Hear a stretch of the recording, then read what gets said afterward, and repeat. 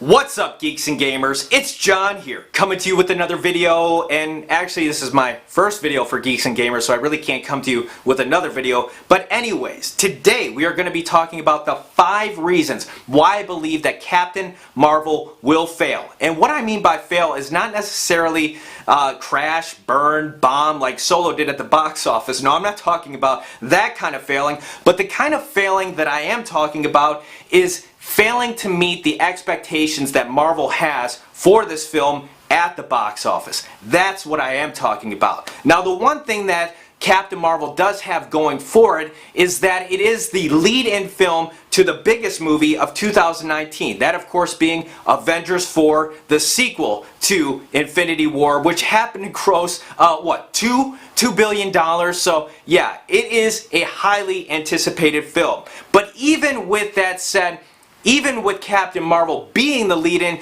to the biggest movie next year, I still don't think it really has what it takes to get the job done. So without any further ado, let's look into those 5 reasons why I believe that Captain Marvel will fail. Captain Marvel is not a popular superhero, nor an established character. She's not like Captain America. She's not like Spider-Man, Hulk, Iron Man. She's not like any of these other characters that have been around for a while, where there was some demand and some desire to see those characters on the big screen. You know, who's really asking for a Captain Marvel movie? Who really wanted a Captain Marvel film? In fact, I think the only reason why Marvel Comics keeps on printing Captain Marvel comics is not because they sell really well, but it's because Marvel wants to push their SJW agenda. And now Marvel Studios has wanted to do the same thing. This film looks void of personality, and mainly because Captain Marvel appears to have no personality. She comes off like a robot. Now, I know what you're probably going to say to my last point.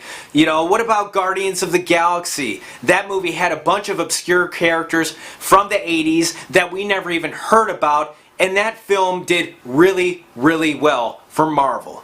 But Guardians of the Galaxy, it had personality, and though it didn't have any long-term established characters, it actually had character. Whereas when I look at Captain Marvel, she has no character, she has no personality, she has no charisma. In fact, I would say after looking at the trailer for Captain Marvel, this movie looks like it takes itself very, very seriously. Whereas the Marvel films have been known, especially recently with Guardians of the Galaxy 2, Thor Ragnarok, Spider-Man Homecoming, they have a certain type of lightness and humor and fun to them. And that is just nowhere to be seen in the Captain Marvel trailer. And truth be told, it just looks like Captain Marvel has a really bad case of RBF. And if you don't know what RBF stands for, just look it up on Google. So another reason why I believe Captain Marvel will fail is because it was a lousy trailer. The trailer did not do anything to make me want to actually go and see this film. There was nothing in the trailer that actually got me excited for this movie. Unlike the recent Creed 2 trailer. I don't know about you guys, but Creed 2 looks awesome. That was a well-made trailer that really made me want to go and see the film. Whereas Captain Marvel, there's nothing in that trailer that makes me want to go see it. Brie Larson cannot carry a movie this big. Now, am I saying that Brie Larson is a bad actress? No, not in any way, shape, or form. If you've ever seen Room, you know that Brie Larson can act. And in fact, she won an Oscar for that film. But just because someone is a good actor or a good actress, it doesn't necessarily mean that a particular part is going to work for them or be good for them. Case in point here, I just think Brie Larson does not have it. She just does not have what it takes. She doesn't have the charisma. She doesn't have the sex appeal. She doesn't have the humor and the lightness and the fun that should be associated with the Marvel character. She just doesn't have any of it. You know, look at Gal Gadot. Gal Gadot wasn't known for her acting ability before Wonder Woman. But Gal Gadot is just a perfect fit for the character of Wonder Woman. And I believe she has all of the qualities that it takes to really make a good rendition of that character. And so, you know, Gal Gadot, she might not be good at anything else. I don't know. I think she's a decent actress, but I just think she is the perfect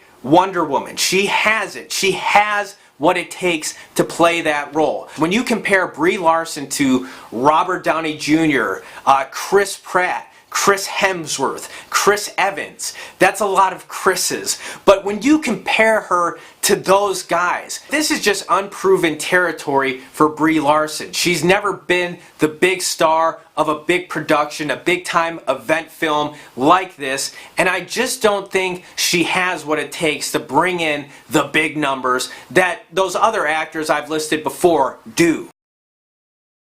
Marvel is getting woke. And we all know the saying, get woke and you go broke. While Star Wars, Lucasfilm, Kathleen Kennedy, and so much entertainment out there has been pushing their identity politics, Kevin Feige actually has managed to keep Marvel Studios clear of all of that. But recently, Marvel has mentioned, or Kevin Feige rather, has said that he is going to start putting more women directors in those director chairs and making more women-based superhero films. And so Captain Marvel appears to be the first of that kind. And not only does Marvel Studios look like they're getting very SJW, but Brie Larson, the actor who plays Captain Marvel, she has made statements like, there are too many white male critics out there, and that's why A Wrinkle in Time failed, because these old white critics, they can't relate.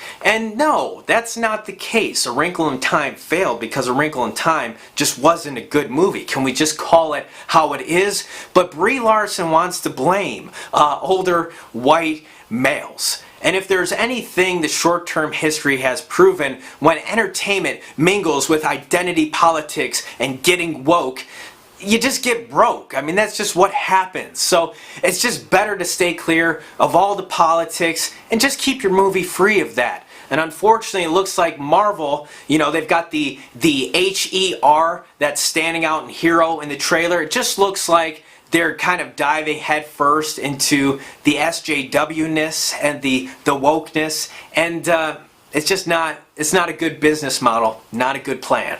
Alright, geeks and gamers, that's all I have for you. What do you think about my 5 reasons as to why I think Captain Marvel will underperform at the box office? Do you agree with them? Disagree? Do you think there's something that I should add? Or do you think one of those reasons should be taken away?